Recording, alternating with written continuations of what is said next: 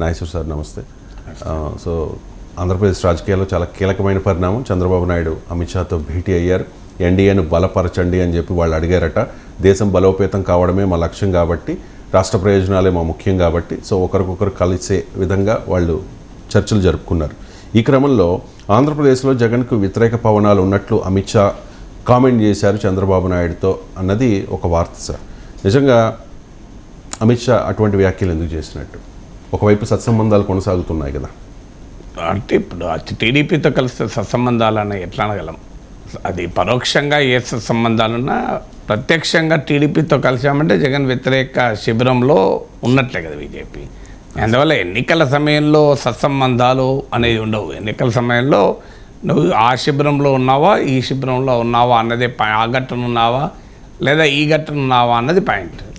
So అందులో దేశ ప్రయోజనాల కొరకు, రాష్ట్ర ప్రయోజనాల కొరకు కలిసేది ఉంటే అసలు ఎందుకు విడిపోయారన్న ప్రశ్న వస్తుంది.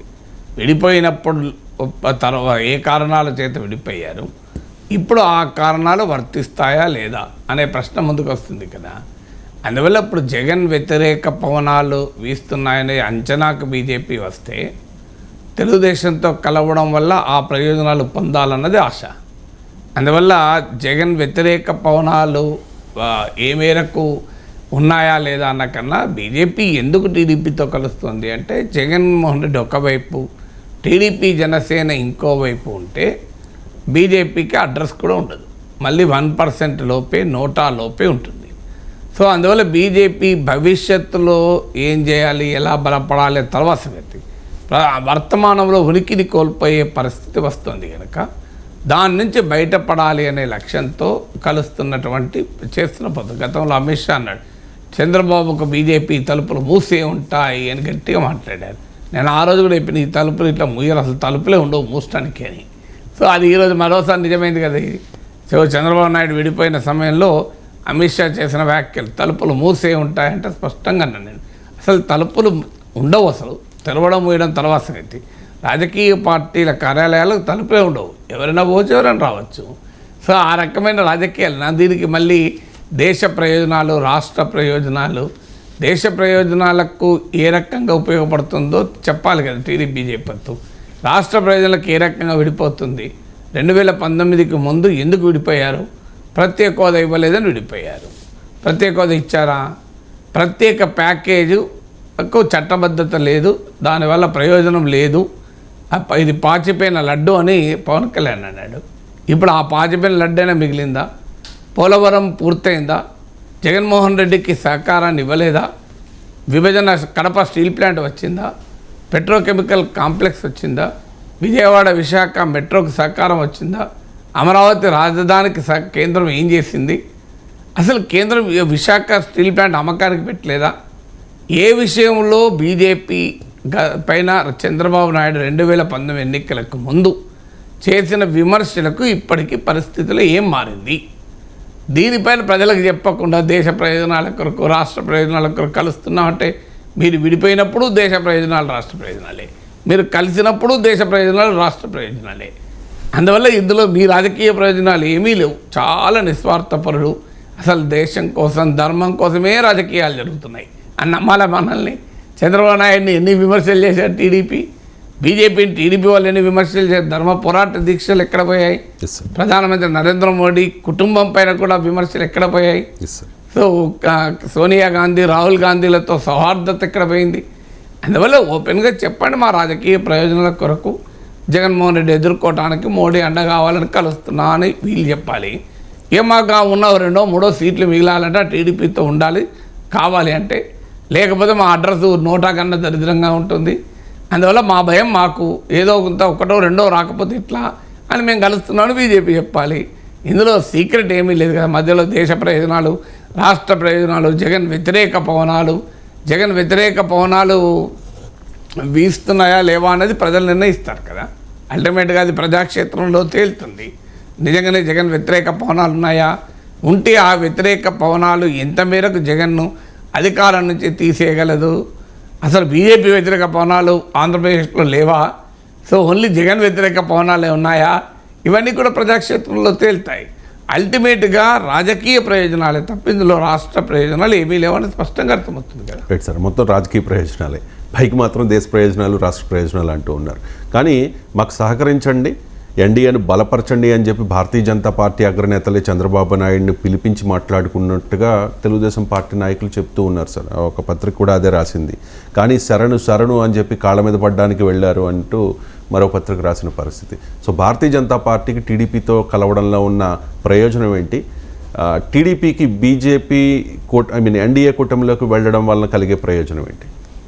అంటే ఇప్పుడు ఆ ఫండమెంటల్ పాయింట్ బీజేపీకి ప్రయోజనం ఏమీ లేదు. ఒకటే ఏదో ఆ కొన్ని వీలైన ఎక్కువ ఎంపీ సీట్లు గెలుచుకోవాలి, ఎమ్మెల్యే సీట్లు గెలుచుకోవాలి. విడిగా పోటీ చేస్తే బీజేపీకి చిరునామా ఉండదు, అందరికీ తెలుస్తుంది.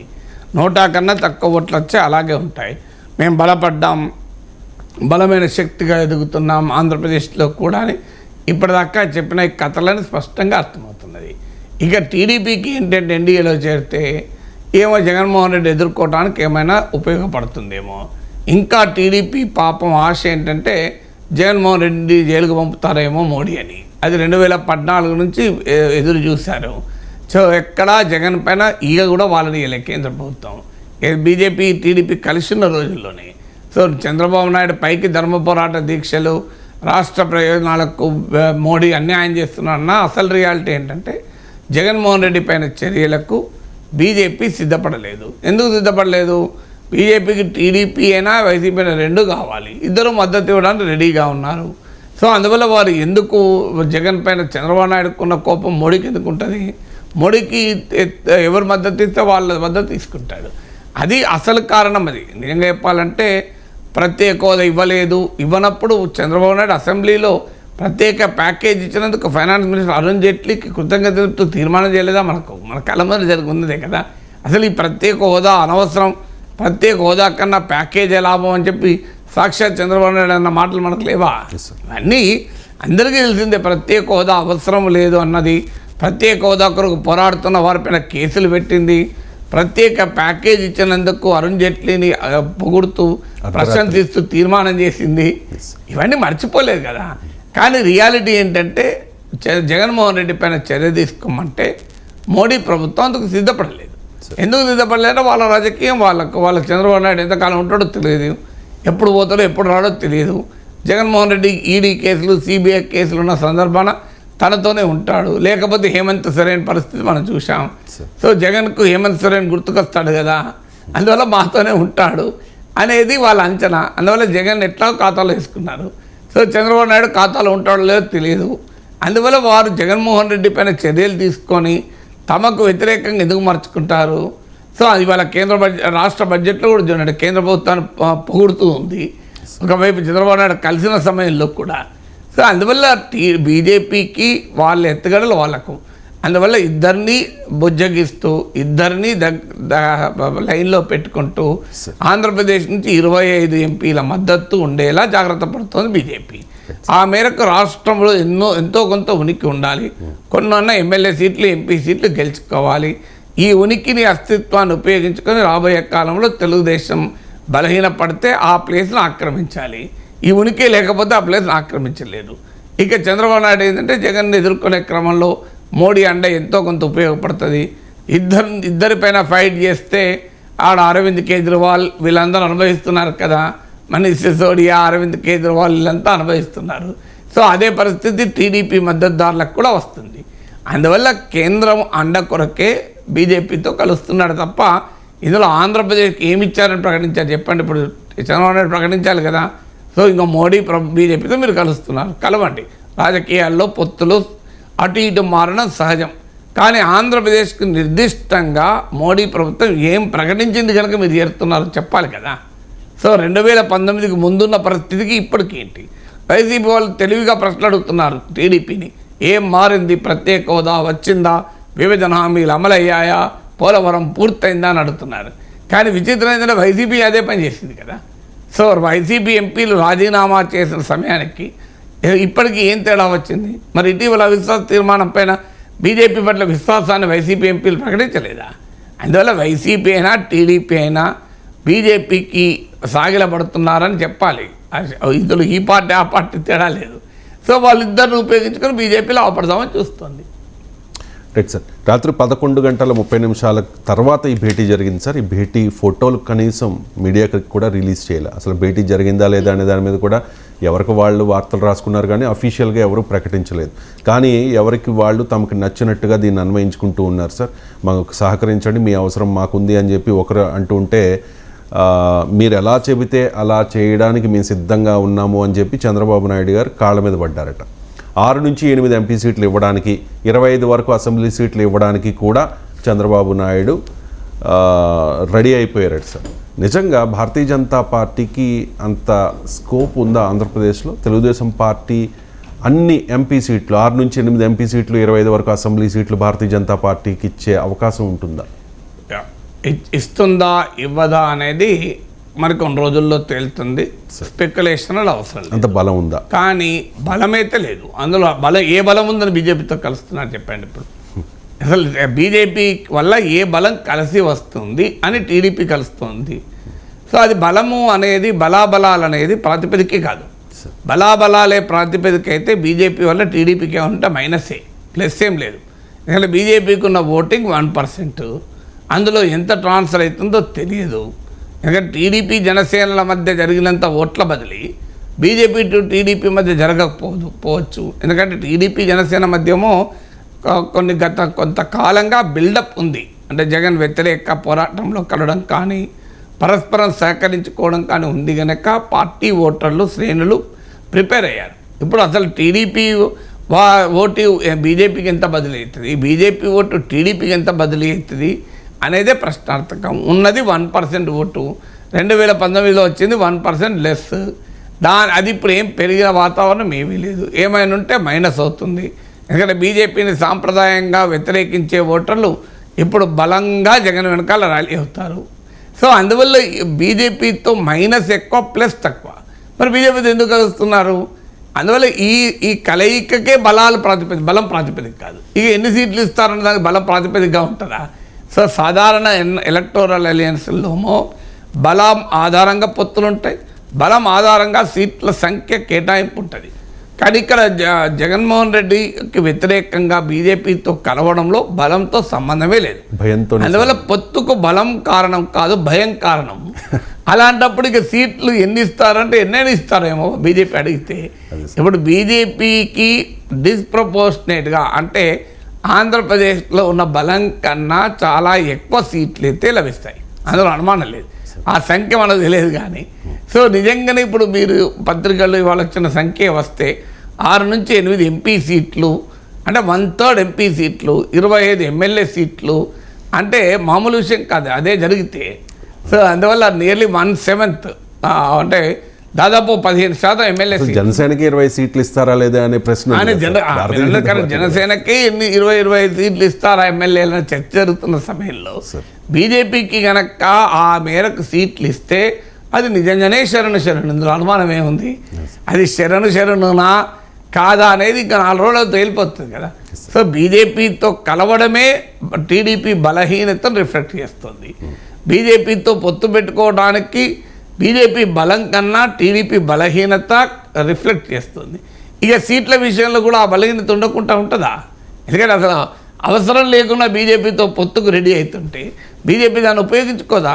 నువ్వు నా ఇంటికి వచ్చినప్పుడు నేను చెప్పినట్టు వినాలి కదా, నేను ఇంటికి రాలే కదా. సో అందువల్ల బీజేపీ దగ్గరికి టీడీపీ వెళ్ళిందా, టీడీపీ దగ్గరికి బీజేపీ వెళ్ళిందా? క్లియర్గా కనబడుతుంది బీజేపీ దగ్గరికి టీడీపీ వెళ్ళింది అని. ఎందుకంటే చాలా కాలంగా బీజేపీ దూరం పెడుతూనే ఉంది కదా. పదే బీజేపీ సర్టిఫికేట్లు ఇస్తూ వచ్చారు కదా, లోకేష్ నుంచి మొదలుకొని చంద్రబాబు నాయుడు వరకు. సో ఆ సర్టిఫికేట్లు ఇచ్చి మోడీని విజనరీ అని పొగిడి, మోడీని కలవడానికి ఆరాటపడి, లోకేష్ అయితే అసలు చంద్రబాబు అరెస్ట్కి బీజేపీకి సంబంధమే లేదు అని సర్టిఫికేట్లు ఇచ్చి ఇవన్నీ చేసినాక కదా బీజేపీ వాళ్ళ దగ్గర తీసింది. బీజేపీ వాళ్ళు ముందే దగ్గర తీలే, బీజేపీ వాళ్ళు దూరమే పెట్టారు. బీజేపీ వాళ్ళు టీడీపీని నమ్మలే. కానీ వాళ్ళు పదే బీజేపీకి ప్రేమ లేఖలు రాశాక అప్పుడు వాళ్ళు ఓకే మనకు ఎంతో కొంత ఉపయోగపడతారు కదా, ఇంతకన్నా మార్గం లేదు కదా, ఎందుకంటే జనసేన విడిగా రావడానికి సిద్ధపడడం లేదు కదా పవన్ కళ్యాణ్ అని అంగీకరించారు. అందువల్ల రైల్వే స్టేషన్ ముందు మనకు సిగ్నల్ దగ్గర ఆపుతారు ట్రైన్. సో ఢిల్లీ రైల్వే స్టేషన్కు ముందు టీడీపీ ట్రైన్ ఆగింది తప్ప టీడీపీ దగ్గరికి బీజేపీ రాలేదు. వీళ్ళు ఎన్ని చెప్పుకున్నా అమిత్ షా పిలుపు వచ్చింది అన్న అది ఏదైనా అందరికీ తెలుసు. బీజేపీకు టీడీపీ తగ్గింది తప్ప ఆడ బీజేపీ అని తగ్గలే. సో బీజేపీ ఉపయోగించుకుంటోంది టీడీపీ బలహీనత, వీళ్ళ అవసరాన్ని బలహీనతని. రైట్. అంటే ఇవాళ పవన్ కళ్యాణ్ ఢిల్లీ వెళుతూ ఉన్నారు సార్. నేను చంద్రబాబు నాయుడు భేటీ అయ్యి వచ్చేసిన తర్వాత ఇవాళ అమిత్ షా నడ్డాలతో భేటీ కాబోతూ ఉన్నారు. అంటే పొత్తుల మీద క్లారిటీ వచ్చేసే అవకాశం ఉందంటారు? ఎందుకంటే దాన్ని అలాగా సస్పెన్స్ కంటిన్యూ చేస్తూ ఉన్నారు కదా. నాకల్లా తెలుస్తుంది సార్. Right sir. ఇక ఈ పరిణామాన్ని, చంద్రబాబు నాయుడు ఢిల్లీ వెళ్ళడాన్ని, అమిత్ షాని కలవడాన్ని, ఆ తర్వాత జరుగుతున్న ఈ పరిణామాలన్నింటినీ కూడా వైఎస్ఆర్ కాంగ్రెస్ పార్టీ చాలా నిశితంగా గమనిస్తోంది సార్. ఒక ఫేక్ ఫొటోస్ను కూడా వాళ్ళు రిలీజ్ చేశారు. ఇంతకుముందు నేను స్టార్టింగ్లో చెప్పినట్టుగా మెట్రో రైల్లో మోదీ ప్రయాణిస్తున్నప్పుడు ఉన్న ఫోటోని మార్ఫ్ చేసి చంద్రబాబు నాయుడు చేతులు కట్టుకుని నిలబడ్డట్టుగా ఉన్న ఒక ఫోటో, అలాగే యోగాసనాలు చేస్తున్న చంద్రబాబు నాయుడు ముందు అమిత్ షా ఉన్నట్టు, కాళ్ళకు వంగినట్టు. సో వైఎస్ఆర్ కాంగ్రెస్ పార్టీ ఎందుకు ఇంత భుజాలు తడుముకోవడమా వాటెవర్, భయపడ్డమా వాటెవర్, ఎందుకు ఇలాంటి పనులు చేస్తున్నట్టు? అండ్ ఈ పరిణామం వైఎస్ఆర్ కాంగ్రెస్ పార్టీకి లాభమా నష్టమా? అంటే ఎందుకు భయపడితే ఎందుకు చేస్తారండి? ఫేక్లు మార్ఫింగ్ చేసేవాడు భయపడేటట్టు చేస్తారా? భయపడ్డోడు చేయడు. బరి తెగిస్తే చేస్తారు తప్ప భయపడితే ఎందుకు చేస్తారండి? ఆ మార్ఫింగ్ ఫోటోలు చేయడం అంటే భయంతో చేస్తారా? సో అందువల్ల అది భయంతో కాదు. సో సహజంగానే టీడీపీ బీజేపీ కలుస్తున్న దాన్ని ఎక్స్పోజ్ చేయడానికి ఒక ఎత్తుగడగా చేస్తున్నారు. బట్ ఏ రాజకీయ ఎత్తుగడైనా రాజకీయ పోరాటం జరపాలి తప్ప ఇలా ఇలా ఫేక్ ఫోటోలతో చేయడాన్ని అంగీకరించలేదు. ఈ మధ్య కాలంలో డీప్ ఫేక్ అనే కాన్సెప్ట్ వచ్చింది.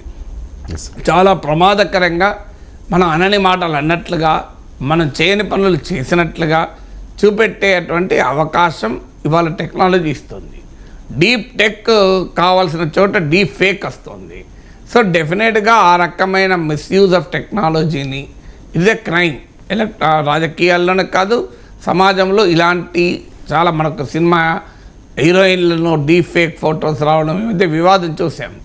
అందువల్ల ఒక పొలిటికల్ నరేటివ్ బిల్డ్ చేస్తానికి ఇలా ఫేక్ ఇమేజెస్ను సృష్టించేటువంటి ప్రయత్నం జరుగుతుంది. ఆ పొలిటికల్ నరేటివ్ బిల్డ్ చేస్తానికి ఒక రాజకీయ పార్టీకి హక్కు ఉంది. ఎందుకంటే చంద్రబాబు నాయుడు బీజేపీ ముందు మోకరిల్లాడు, టీడీపీ బీజేపీ ముందు మోకరిల్లింది అన్న రాజకీయ విమర్శ చేసే హక్కు ఏ పార్టీకైనా ఉంటుంది. కానీ ఆ రాజకీయ విమర్శకు నమ్మకం కలిగించడానికి ప్రజలకు మీరు చెప్పాల్సిన పద్ధతి ఫేక్ ఇమేజెస్తో మాత్రం కాదు. ఒక రకంగా ఫేక్ ఇమేజెస్ రేపు అది బూమరాంగ్ అయిపోయి ఇంకా నష్టం జరిగే అవకాశం ఉంటుంది. Let the game be fair. Yes, TDP BJP బహిరంగంగానే కలుస్తున్నారు కదా. కలిసిన తర్వాత రేపు బీజేపీకి ఎన్ని సీట్లు ఇస్తారో చూస్తే మనకు అర్థం కదా ఈ ఇమేజెస్తో సంబంధం ఏంటి. చంద్రబాబు నాయుడు వెళ్ళి అమిత్ షా కాలు మొక్కుతాడని ఎవరు అనుకోరు కదా. చంద్రబాబు నాయుడు వయసు రీత్యా పెద్దవాడు, కాలు మొక్కడం అనే ప్రశ్నే రాదు కదా. సో అందువల్ల ఆ రకమైనటువంటి చీప్ టాక్టిక్స్ వల్ల ఏ రాజకీయ పార్టీకి లాభం జరగదు. ఆ రకంగా దీనిపైన ఎవరికి గుత్తాధిపత్యం కూడా ఉండదు. మీరు ఒకసారి ఇప్పుడు మనం గతంలో చూసాం, వైసీపీ సోషల్ మీడియా వాళ్ళు పప్పు అని కొట్టుడుతోనే లోకేష్ వచ్చేలా వారు సర్చ్ ఇంజిన్ ఆప్టిమైజేషన్ అంటారు, అంటే SEO చేశారు. అంటే ఎవరు పప్పు అని కొడితే వెంటనే లోకేష్ గురించి వస్తుంది. వాళ్ళు ఏం చేశారు, ఖైదీ నెంబర్ అని ఒక ఏదో నెంబర్, జగన్మోహన్ రెడ్డి జైల్లో ఉన్నప్పుడు ఉన్న నెంబర్ గుర్తులేదు, 6093. సో ఎంతండి, 6093 అని కొట్టుడుతోనే జగన్ ఫోటో వచ్చినట్టు. అందువల్ల ఇలాంటి మిస్యూజ్ ఆఫ్ టెక్నాలజీ పైన ఎవరికీ గుత్తాధిపత్యం ఉండదు. ఎనీబడి కెన్ డూ దిస్ కదా. సో అందువల్ల ఆ రకమైనది అల్టిమేట్గా డిజాస్టరే, అల్టిమేట్గా ఒక వినాశకర రాజకీయాలకి దారి తీస్తుంది తప్ప దీనిపైన ఎవరికీ గుత్తాధిపత్యం ఉండదు. ఇవాళ చంద్రబాబు నాయుడు ఫేక్ ఇమేజెస్ వచ్చినప్పుడు జగన్ ఫేక్ ఇమేజెస్ వస్తాయి, ఇందులో ఆశ్చర్యమే ఉన్నది. సో ఆ ఫేక్ ఇమేజెస్ అనేది ప్రజలు అప్రమత్తంగా ఉండాలి. రాజకీయాలకు ఇది సరైనది కాదు, వ్యవస్థలు కూడా స్పందించాలి. Right sir. ఇంతకీ ఈ టీడీపీ ఎన్డీఏ కూటమిలోకి వెళ్ళడం వైసీపీకి లాభమా నష్టమా? అంటే ఇది మనం జాగ్రత్తగా పరిశీలించాలి. ఎందుకంటే ఇప్పుడే కదా బీజేపీతో పొత్తు దాదాపు ఫార్మలైజ్ అవుతుంది. ఒకటి, పొత్తు పట్ల టీడీపీ శ్రేణుల్లో తీవ్ర అసంతృప్తి ఉంది. టీడీపీ శ్రేణులు మాత్రం ఈ పొత్తును అంగీకరించడానికి రెడీగా లేవు. చంద్రబాబు నాయుడు నిర్ణయమే తప్ప మీరు సగటు టీడీపీ కార్యకర్తలు అడిగితే బీజేపీతో పొత్తును వాళ్ళు స్వాగతించడం లేదు. ఎందుకు స్వాగతించడం లేదు అంటే ప్రజల్లో బీజేపీకి బలం లేకపోవడం, బలం లేకపోగా వ్యతిరేకత ఉండడం, విభజన హామీల అమలు, ఇవన్నీ మనకు తెలిసిన విషయాలు చాలాసార్లు మాట్లాడుకున్నాం. అన్నిటికీ మించి జగన్కు బీజేపీ సహకారం పైన టీడీపీ శ్రేణుల్లో చాలా కోపం ఉంది. సో చంద్రబాబు నాయుడు అవసరాలు ఏవైనప్పటికీ కూడా తెలుగుదేశం పార్టీ శ్రేణులు మాత్రం బీజేపీతో పొత్తులు స్వాగతించవు. అందువల్ల వారు ఏ మేరకు ఫీల్డ్ పైన బీజేపీకి సహకరిస్తారు అనేది క్వశ్చన్ మార్క్గా ఉంటుంది. రెండవది, బీజేపీ బలాన్ని మించి ఎక్కువ సీట్లు అడిగే వాతావరణమే కనబడుతోంది. అట్లీస్ట్ ఎంపీ సీట్లలోనైనా బీజేపీ డిస్ప్రపోర్షనేట్గా షేర్ అడుగుతుంది. ఇది గ్యారంటీగా టీడీపీలో అసంతృప్తిని పెంచుతుంది. ఎందుకంటే అసలు జనరల్గానే పొత్తుల్లో అసంతృప్తి ఉంటుంది. ఇప్పుడు జనసేన అవసరం ఇంతున్నప్పటికీ కూడా జనసేన చాలా కష్టకాలంలో క్లిష్ట సమయంలో టీడీపీకి పవన్ కళ్యాణ్ అండగా ఉన్నా కూడా మనం చూసాం. మండపేటలో అసంతృప్తి చూసాం, జక్కంపేటలో అసంతృప్తి చూసాం, ఇతర చోట్ల కూడా అసంతృప్తి చూస్తున్నాం. అలాంటిది బలమే లేని బీజేపీకి సీట్లు కట్టబెడుతున్న తర్వాత టీడీపీలో అసంతృప్తి ఉండదా? సో సహజంగా అసంతృప్తి ఉంటుంది. సో అందువల్ల అది రెండవ ఆస్పెక్ట్గా ఉంటుంది. మూడవ ఆస్పెక్ట్ ఏంటి అంటే ప్రజల్లో ఒక క్రెడిబిలిటీ పోతుంది. అంటే ఇప్పటికీ వైసీపీ చెప్తున్నది అదే కదా, చంద్రబాబు నాయుడు యూటర్న్ పాలిటిక్స్, ఆయన ఎప్పుడు ఎవరితో కలుస్తాడో తెలియదు, అందువల్ల ఒక విశ్వాసం లేని రాజకీయము, ఓ మాట పైన నిలబడడు అనేటువంటిది బ్లేటెంట్గా ఎక్స్పోజ్ అవుతాడు. ఇప్పుడు జగన్మోహన్ రెడ్డి బీజేపీతో ఉన్న సంబంధాలేమో ఇంప్లిసిట్, ఎక్స్ప్లిసిట్ కాదు. సో టీడీపీని గతంలో ఒక ఎక్స్ట్రీమ్కు పోయాడు చంద్రబాబు నాయుడు. జగన్మోహన్ రెడ్డి ఏనాడు ఎక్స్ట్రీమ్కు పోలేదు. అవిశ్వాస తీర్మానం పెట్టిన మాత్రం నిజమే, కానీ మోడీని వ్యక్తిగతంగా మాట్లాడి మోడీ కుటుంబ సభ్యులు మాట్లాడలే. చంద్రబాబు నాయుడు ఆ ఎక్స్ట్రీమ్కు పోయి మోడీ పైన వ్యక్తిగతమైన దాడి కూడా చేసి ఇప్పుడు మళ్ళీ పూర్తిగా మళ్ళీ మోడీ దగ్గరికి వస్తున్నాడు. సో దీన్ని రాజకీయ నాయకులకు అలవాటే కావచ్చు, ప్రజలు ఏ రకంగా దీన్ని డైజెస్ట్ చేసుకుంటారు అంటే ఇది ఏ రకమైన సంకేతాన్ని పంపిస్తుంది అని. దాంతోపాటు బీజేపీని వ్యతిరేకించే వర్గాలు, సో ఆ వర్గాలు ఇప్పటికే వైసీపీ వెనకాల ఉన్నాయి కనుక కొత్తగా మాకేం నష్టము అని టీడీపీ అంచనా కావచ్చు. ఎందుకంటే ముఖ్యంగా బీజేపీని వ్యతిరేకించే లౌకికవాదులు, సెక్యులర్ ఓటర్ల కన్నా కూడా మైనారిటీలు, ముస్లిం మైనారిటీలు, క్రిస్టియన్ మైనారిటీలు బీజేపీ పట్ల వ్యతిరేకము. సో ఆ వ్యతిరేకత ఇప్పుడు ఇటీవల షర్మిల కూడా ఉపన్యాసాలు చెప్పారు. మణిపూర్లో క్రిస్టియన్లపై దాడులను కూడా ప్రస్తావించారు. ఆంధ్రప్రదేశ్లో షెడ్యూల్ కులాలు, ముఖ్యంగా మాలలో చాలామంది గణనీయమైన సంఖ్యలో క్రైస్తవులు ఉన్నారు. సో ఈ క్రిస్టియన్ ముస్లిం ఓటర్లు ఇప్పటికే వైసీపీ వెనకాల ఉన్నారు, మీరు ఆ మెజారిటీ ఓటర్లు. సో అది మరింతగా కన్సాలిడేట్ జగన్కు అనుకూలంగా జరగవచ్చా? ఇక్కడ యాంటీ బీజేపీ ఓటరు బీజేపీతో కలవడం పట్ల ఎలా రియాక్ట్ అవుతారు అన్నది ఇంకొక అంశంగా మనం చూడాలి. సో ఈ పరిణామాలతో పాటు జగన్మోహన్ రెడ్డిని ఇంటికి పంపడానికి ప్రజలు రెడీగా ఉన్నారు. ఈ క్షణంలో ఎన్నికలు జరిగితే ఘోరంగా ఓడిపోతాడు, 20 సీట్లకే పరిమితం అవుతారని ఇప్పటిదాకా టీడీపీ, జనసేన చెప్తోంది. అదే నిజమైతే మరి బీజేపీని ఎందుకు కలుపుకుంటున్నారు? బీజేపీ సీట్లు ఇవ్వాల్సిన అవసరం లేదు కదా. ఎందుకంటే బీజేపీకి అయ్యకపోయినా కూడా వైసీపీని ఓడించడంలో బీజేపీ వల్ల లాభం ఏమీ లేదు కదా. ఆల్రెడీ ప్రజలు సిద్ధంగా ఉన్నారు కదా. సో ప్రజలు వైసీపీ పైన అంత వ్యతిరేకత ఉంటే చంద్రబాబు నాయుడు ఇంత డెస్పరేట్గా జనసేన, బీజేపీ వీళ్ళందరినీ కలుపుకోవాల్సిన అవసరం ఏంటి అనేటువంటి నరేటివ్ని కూడా వైసీపీ బిల్డ్ చేస్తుంది. చూడండి, జగన్మోహన్ రెడ్డి బలంగా ఉన్నాడు కనుకనే కదా వీళ్ళంతా కలుస్తున్నారని. అందుకే ఇప్పటికే చెప్తున్నారు, చంద్రబాబు నాయుడు సొంతగా గెలిచిన సందర్భం లేదు, ప్రతిసారి ఆయన పొత్తులు పెట్టుకొనే గెలుస్తాడు. అది 99లో చూసాం, పొత్తులు ఉన్నప్పుడు గెలిచాడు. 2004లో పొత్తులు పెట్టుకోలేదు, ఓడిపోయాడు. అఫ్కోర్స్ 2009లో పొత్తులు పెట్టుకున్నా ఓడిపోయాడు అనుకోండి. 2014లో మళ్ళీ పొత్తులు పెట్టుకొని గెలిచాడు. 2019లో పొత్తులు పెట్టుకోలేదు, ఓడిపోయాడు. అందువల్ల చంద్రబాబు నాయుడు సొంత బలం మీద గెలిచింది లేదు అనే నరేటివ్ని కూడా వైసీపీ జనంలోకి తీసుకెళ్లే ప్రయత్నం చేస్తుంది. అన్నిటికీ మించి జగన్ వెనకాల ఉన్న ఓటరు, అంటే సంక్షేమ పథకాల వల్ల ఇతర వల్ల జగన్కు అనుకూలంగా ఉండి కానీ డెవలప్మెంట్ జరగలేదనో, స్థానిక ఎమ్మెల్యే పైన కోపంతోనో అసంతృప్తిగా ఉన్న వాళ్ళు ఇప్పుడు జగన్ వెనకాల మరింతగా కన్సాలిడేట్ అవుతారు. చూడు, జగన్ అందరూ కలిసి ఓడించే వాతావరణం కనబడుతుంది కనుక జగన్ను మళ్ళీ గెలిపించుకోవాలని. ఆ కౌంటర్ కన్సాలిడేషన్ కనుక వైసీపీకి అనుకూలంగా జరిగితే అప్పుడు నష్టం వచ్చే అవకాశం ఉంటుంది. బట్ ఏ రకమైన విశ్లేషణ చూసినా బీజేపీని కలుపుకోవడం వల్ల టీడీపీ జనసేన కూటమికి అదనంగా వచ్చే ప్రయోజనం అసెంబ్లీ ఎన్నికల్లో ఎంత అన్నది క్వశ్చన్ మార్క్. కనీసం లోక్సభ ఎన్నికల్లోనైనా కొంత మోడీ పట్ల సానుకూలత ఉంటుంది. అది ఈవెన్ ఆంధ్రప్రదేశ్లో కూడా బీజేపీకి 1% ఓటింగ్ ఉన్న నా నమ్మకం మీరు ఎవరు దేశ ప్రధానికి కావాలంటే గణనీయమైన సంఖ్యలో మోడీని కోరుకుంటారు. ఎందుకంటే ఇండియా కూటమి ఉన్న పరిస్థితి వల్ల జరుగుతుంది.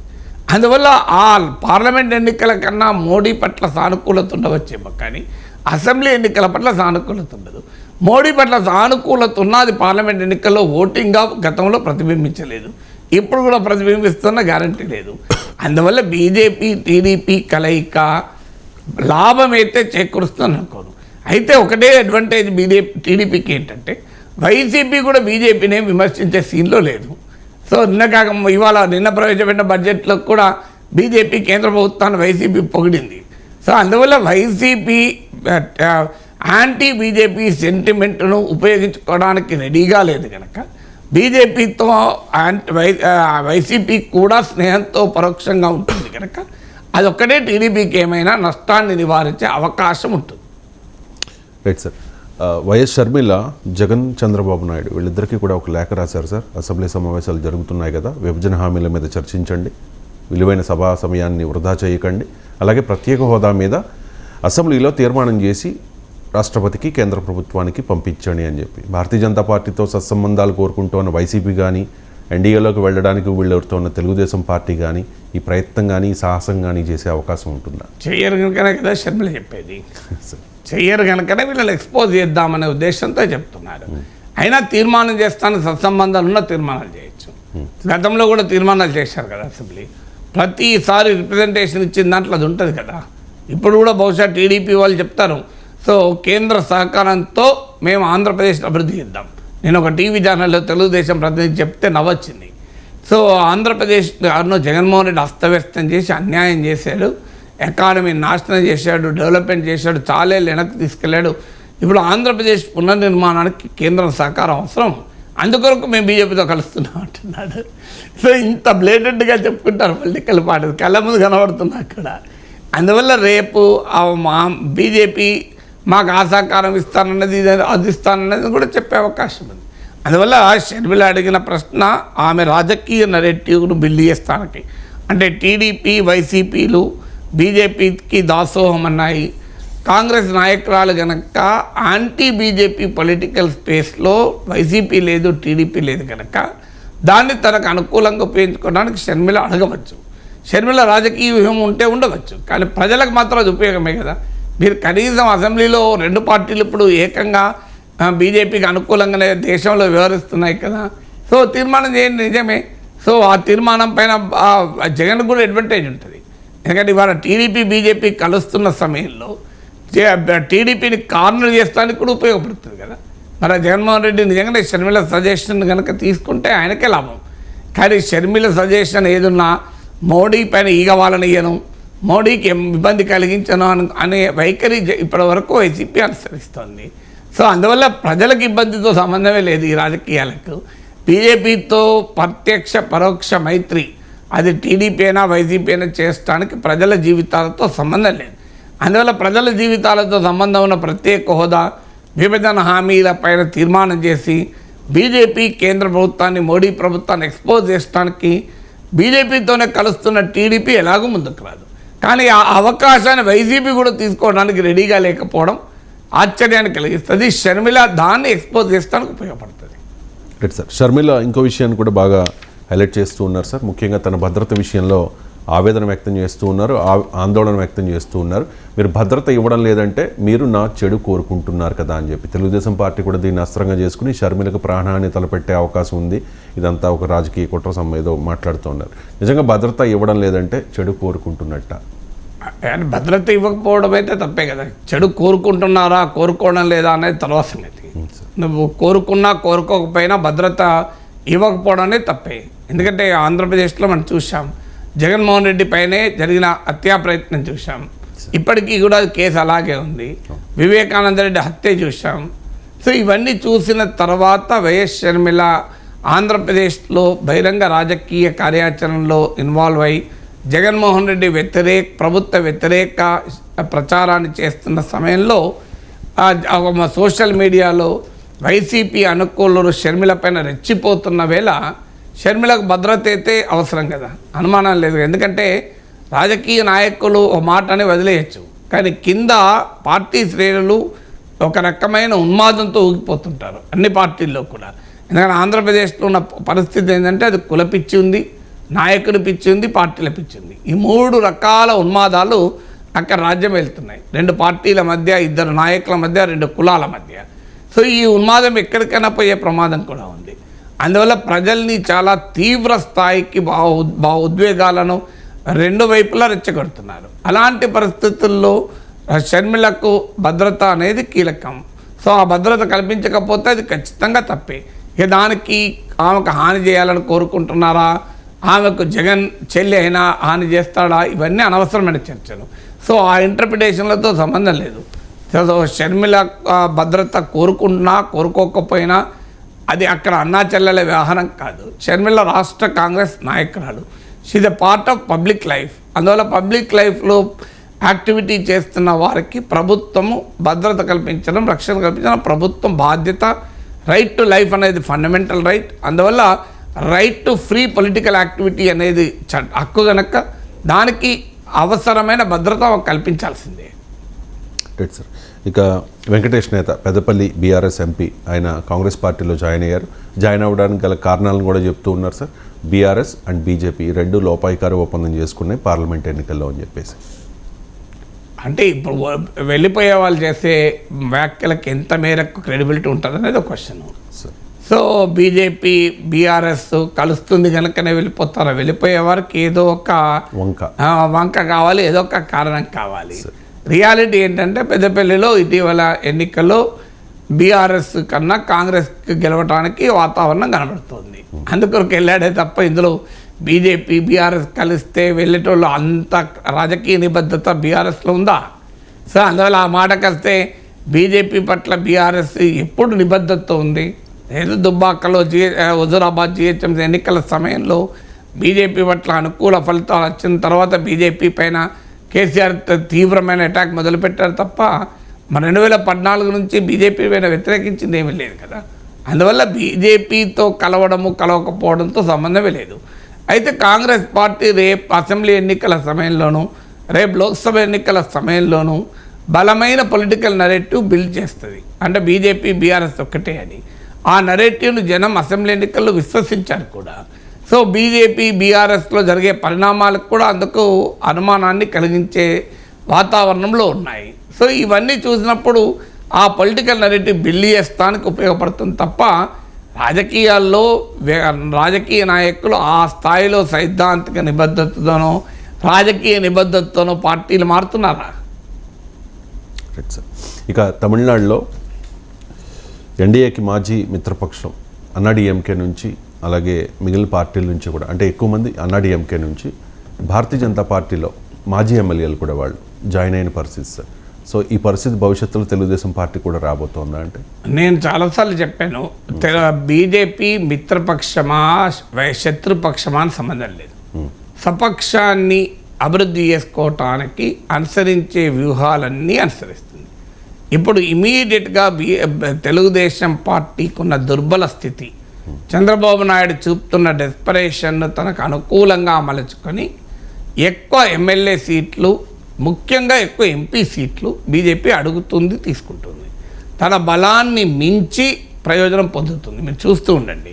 పొందిన తర్వాత శాశ్వతంగా టీడీపీతో మైత్రితో బీజేపీ ఉండదు. ఎందుకంటే టీడీపీ కూడా అలా లేదు కదా. టీడీపీ కూడా తన అవసరాలకు అనుగుణంగా బీజేపీకి దూరం పెట్టిన సందర్భాలు ఉన్నాయి, బీజేపీతో కలిసిన సందర్భాలు ఉన్నాయి. బీజేపీ అనే అమాయకమైన పార్టీ? చంద్రబాబు నాయుడు శాశ్వతంగా బీజేపీకి మిత్రపక్షంగా ఉంటాడని మోడీ నమ్ముతాడా? మోడీ అమిత్ షాలకు ఆ మేరకు రాజకీయ అవగాహన ఉండదా? సో అందువల్ల చంద్రబాబు నాయుడు మళ్ళీ ఎప్పుడైనా ఎగిరిపోవచ్చు. అందువల్ల ఈలోగానే ఇల్లు చక్కబెట్టుకోవాలి.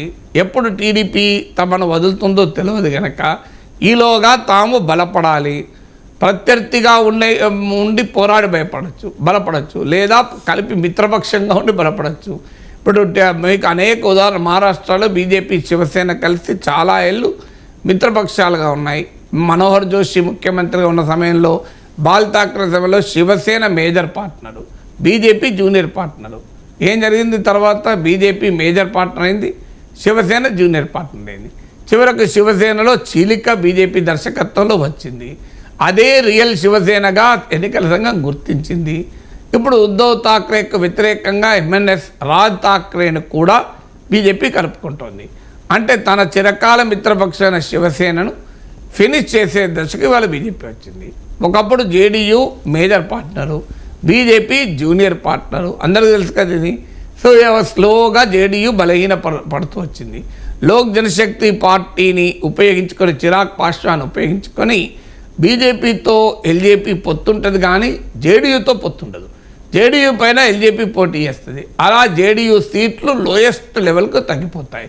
పోనీ అలా సహకరించిన ఎల్జేపీనైనా బీజేపీ స్పేర్ చేసిందా అంటే చిరాగ్ పాస్వాన్కు పోటీగా బాబాయిని పట్టుకొచ్చింది.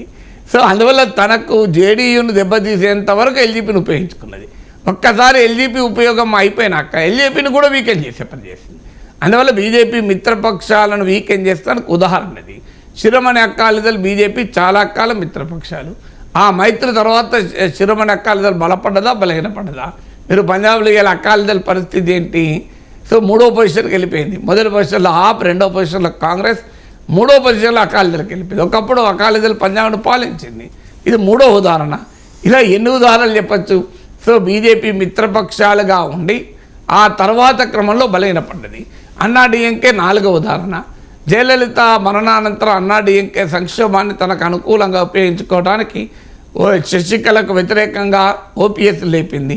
తర్వాత ఓపీఎస్లను ఈపీఎస్లను కలిపారు. ఓపీఎస్ క్లిక్ కాలేదు. ఇప్పుడు అన్నాడీఎంకేకి దూరమై ఆఖరికి అన్నాడీఎంకే నేతల్ని పోజింగ్ చేయడం మొదలుపెట్టారు. సో ఇది 4వ ఉదాహరణ. ఇలా దేశమంతటా ఇదే ఉదాహరణలు ఉన్నాయి కదా. అన్నాళ్ళు ఇందులో టీడీపీ డిఫరెంట్గా ఏముంటుంది? ఇప్పుడు టీడీపీ బలహీనతలు ఉపయోగించుకొని అత్యధిక సీట్లు తీసుకొని తన బలాన్ని పెంచుకొని టీడీపీకి సరైనటువంటి సమయంలో బీజేపీ దెబ్బతీస్తుంది.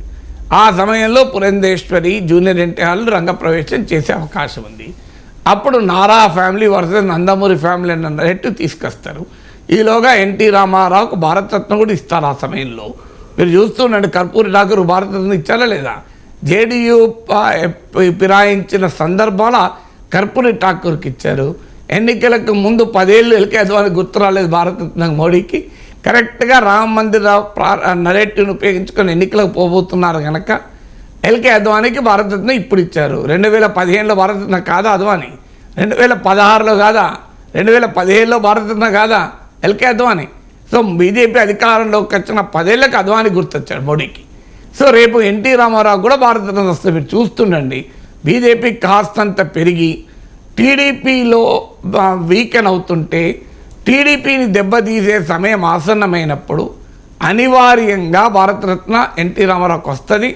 జూనియర్ ఎన్టీఆర్ రంగప్రవేశం చేస్తాడు, లేదా పురంధేశ్వరి నాయకత్వంలో ఉంటుంది. Nandamuri family BJP, Nara family TDP అవుతుంది. సో ఈ జరగబోయే మీకు ఊహా చిత్రాన్ని మీ ముందు పెడుతున్నాను. చూస్తున్న రాజకీయాలు జరిగే అవకాశం 190% ఉంటుంది. సో మీరు అందువల్ల రాజకీయాల్లో మనకు బీజేపీ ఎక్కడైనా ఎప్పుడైనా తన బలాన్ని పెంచుకోవడానికి మిత్రుడు లేదు, శత్రువు లేదు. అది తప్పని కూడా నేను అనలేను. ఆ పార్టీ ఇప్పుడు చంద్రబాబు నాయుడు బీజేపీతో ఎందుకు కలిసాడు, ఎందుకు విడిపోయాడు? రాజకీయం. ఏమన్నా బీజేపీ కూడా రాజకీయమే చేస్తుంది, లేదా బీజేపీ ఏమన్నా సర్వసంగా పరిత్యాగం చేస్తుందా? Right sir. ఇక ప్రజాస్వామ్యంలో ప్రతిపక్షాలది చాలా కీలకమైన పాత్ర సార్. ప్రతిపక్షాలు క్షీణించిపోవడం కూడా ప్రజాస్వామ్యానికి అంత మంచి సంకేతం కాకపోవచ్చు. కాంగ్రెస్కు 40 సీట్లైనా రావాలని కోరుకుంటున్నా, అది ప్రధాని మోదీ కామెంట్ సార్. అది ఆయన కాస్త వ్యంగ్యంగానే మాట్లాడారు. కాంగ్రెస్కు కాలం చెల్లిందంటూ ఈ వ్యాఖ్యలను ఎలా మనకి మోడీ ఇంకేం మాట్లాడతాడండి? మోడీ ఇంకేం మాట్లాడతాడు? కాంగ్రెస్ గెలవాలని కోరుకుంటాడా?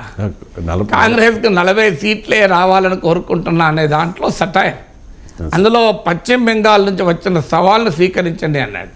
తెలివిగా ఏంటంటే మమతా బెనర్జీ, ఇండియా కూటమి భాగస్వామ్య పక్షమైన మమతా బెనర్జీని ఇచ్చిన సవాలు గుర్తు చేశారు. అంటే దాని అర్థం ఏంటంటే కాంగ్రెస్కు 40 సీట్లు కూడా రాకుండా టైట్ చేస్తున్నారు. సో అందులో భాగంగానే బీజేపీకి అనుకూలంగా ఉన్న పార్టీల్ని అసలు పార్టీలుగా ఎన్నికల సంఘం గుర్తిస్తుంది. అజిత్ పవార్ నాయకత్వంలో ఎన్సీపీ ఇప్పుడు అసలైన ఎన్సీపీ, శరద్ పవార్ కాదు. ఉద్ధవ్ ఠాక్రే నాయకత్వంలో శివసేన కాదు. ఏక్నాథ్ షిందే నాయకత్వంలో శివసేన అసలైన శివసేన. అంటే కాంగ్రెస్కు వ్యతిరేకంగా బీజేపీతో స్నేహం చేసే పార్టీలే, ఆ చీలిక వర్గాలే అసలైన చీలిక పార్టీలుగా గుర్తింపు వస్తాయి. సో బీజేపీని వ్యతిరేకించే పార్టీలను చీల్చేస్తారు. అది ఎన్సీపీ కానీ, అది శివసేన కానీ. ఎన్డీఏ కూటమిలో ఉన్న భాగస్వామ్య పక్షాలు తమ వైపు తిప్పుకుంటున్నారు. నితీష్ కుమార్ అయిపోయిన ఇప్పుడు తాజాగా ఆర్ఎల్డీ కూడా ఎన్డీఏ వైపు వెళ్తారని అంటున్నారు. అందువల్ల వ్యవసాయ చట్టాలకు వ్యతిరేకంగా జరిగిన పోరాటంలో జాట్ రైతులు కీలక భూమిక పోషించారు కనుక, నార్త్ ఇండియాలో జాట్ ఇన్ఫ్లుయెన్షియల్ ఓటర్స్ కనుక జాట్ ఓటర్లను అట్రాక్ట్ చేసే క్రమంలో ఆర్ఎల్డీ రాష్ట్రీయ లోక్దండ్ కూడా తమ వైపు తిప్పుకునేటువంటి ప్రయత్నం చేస్తున్నారు. సో ఈ రాజకీయాలతో ఎక్కడికక్కడికి టైట్ చేసి ఇప్పుడు టీడీపీని కలుపుకున్నారు, జేడీఎస్ను కలుపుకున్నారు. సో ఇలా దేశవ్యాపితంగా ఎక్కడ కాంగ్రెస్ పార్టీకి స్కోప్ ఉంటే ఆ స్కోప్ లేకుండా చేసే ప్రయత్నాలు చేస్తున్నారు. కర్ణాటకలో ఓటమి తర్వాత కాంగ్రెస్ అధికారంలోకి వచ్చింది కనుక ఎంపీ సీట్లు గెలుచుకోవడానికి జేడీఎస్ను కలిపారు. బీహార్లో మహాగఠబంధన్ పెద్ద బలంగా ఉంది కనుక అక్కడ నితీష్ కుమార్ లాగేశారు. మహారాష్ట్రలో మహావికాస్ అగాధి బలంగా ఉంది కనుక అక్కడ ఏక్నాథ్ షిందేలో అజిత్ పవార్లో పుట్టుకొచ్చారు, వాళ్ళే అసలైన పార్టీలు అయిపోయారు. సో ఇలా బీజేపీ కాంగ్రెస్కు ఎక్కడైనా స్కోప్ ఉంటే ఆ స్కోప్ను దెబ్బతీసేటువంటి ప్రయత్నం బీజేపీ చేస్తుంది. అందువల్ల ఆ మాటలో అర్థం ఏంటంటే కాంగ్రెస్ 40 సీట్లకే పరిమితం చేయాలన్నది మోడీ వ్యూహం. Right sir. Bihar CM Nitish Kumar మోదీని కలిశారు సార్. ఇక ఎప్పటికీ ఎన్డీఏలోనే ఉంటాను అని కూడా హామీ ఇచ్చారట. సో సోషల్ మీడియాలో మెమ్స్ మనం చూస్తూ ఉన్నాం సార్. చీటెడ్ అనే పదానికి బదులుగా నితీష్డ్ మీ అని, అంటే ఈ చీటెడ్ మీ అనే కంటే ఈ నితీష్డ్ మీ అంటే అంతకు మించిన మోసం చేశాడని మెమ్స్ చూస్తూ ఉన్నాం సోషల్. అంటే రాజకీయాల్లో ఇప్పుడు రేపో మాపో ఆక్స్ఫర్డ్ డిక్షనరీ వాళ్ళు దాన్ని యాక్సెప్ట్ చేసి చీటెడ్కు నితీష్డ్ అనేది సినానిమ్గా తీసుకుని ఆశ్చర్యపడాల్సిన అవసరం లేదు. ఎందుకంటే కొన్ని రాజకీయాల్లో సింబల్స్ అవుతారు. ఇప్పుడు ఆయారామ్ గయారామ్ అని హర్యానా మాజీ ముఖ్యమంత్రి భజన్ లాల్ ఒక సింబల్ అయ్యాడు. సో మధు కూడా అంటే రాజకీయాల్లో అవినీతికి ఒక సింబల్ అయ్యారు. సో జార్ఖండ్ మాజీ ముఖ్యమంత్రి మధు కూడా లాగా అని అంటారు. సో మధు కూడా అనేది ఒక ఫ్రేజ్ అయిపోయింది. సో నువ్వు మధు కూడా లాగా తయారయ్యావని. ఆల్రెడీ నితీష్ కుమార్కు సుశాసన్ బాబు అని ఆయన ప్రొజెక్ట్ చేసేవాళ్ళు, అంటే ఒక సుపరిపాలనకు చిహ్నము అని. అలాంటి వ్యక్తిని ఇప్పటికే ఫాల్తూ కుమార్ అంటున్నారు. సో ఫాల్తూ కుమార్ అన్న పేరు కూడా వచ్చేసింది. అందువల్ల నితీష్ కుమార్ చరిత్రలో భారత రాజకీయాల్లో ఒక రకమైన పరిణామాలకు, అనైతిక రాజకీయ ప్రాక్టీసెస్కు ఆయన ఒక ఉదాహరణగా మిగిలిపోతాడు. అయితే రాజకీయాల్లో నైతికత అనైతికత అనే ఆధారంగా బలాబలాలు ఉండవు. బలాబలాలు ఉండడానికి కులాలు, రకరకాల కారణాలు. ఇప్పుడు ఇంత నితీష్ కుమార్ను అనైతిక రాజకీయ నాయకులు చెప్పినా ఆయన బలమైన కాన్స్టిట్యున్సీ ఆయనకుంది. ఆయన కనీసం ఒక 15% ఓటింగ్ బీజేపీ బీహార్లో ఉంటుంది. ఎందుకంటే ఆయన నిర్మించిన social coalition most backward communities, Koeri communities, ఆయన కుర్మీ కమ్యూనిటీ చెందినవారు, అలాగే కుర్మీ, కొయిరీ, కుష్వాహా. సో ఇలా ఒక బలమైన సామాజిక బేస్ను ఆయన నితీష్ కుమార్ ఏర్పాటు చేసుకున్నారు. ఆ కులాలకు ఒక రాజకీయ వ్యక్తీకరణ ఇచ్చారు. అందువల్ల మండల్ పాలిటిక్స్ అనంతరం యాదవ్ ముస్లిం కాంబినేషన్తో ఆర్జేడీ బలపడినప్పుడు యాదవ్ల ఆధిపత్యాన్ని ప్రశ్నిస్తూ నాన్ యాదవ్ మోస్ట్ బ్యాక్వర్డ్ కమ్యూనిటీస్లో కలిగిన చైతన్యానికి నితీష్ కుమార్ ప్రతీకగా ఇచ్చాడు. ఎందుకంటే ఆడ 12-14% దాకా యాదవ్స్ ఉంటారు, 37% ఎంబీసీస్ ఉంటారు.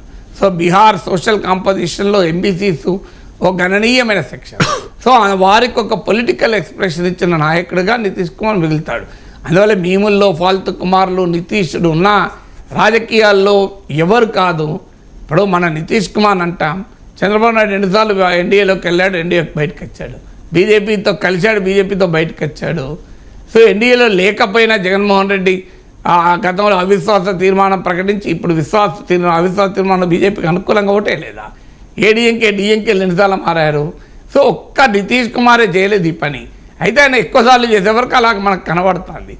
భారత రాజకీయాల్లో ఎక్సెప్ట్ ఆర్జేడీ ప్రాంతీయ పార్టీలు, చిన్న పార్టీలు అన్నీ ఇదే పని చేస్తాయి కదా.